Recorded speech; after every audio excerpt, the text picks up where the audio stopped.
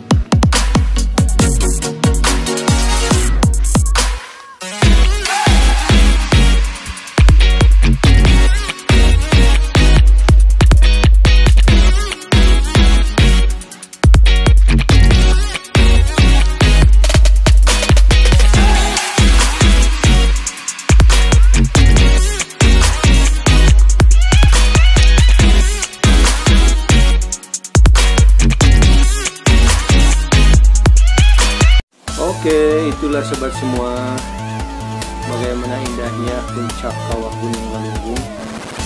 Lumayan, berjalan cukup melelahkan.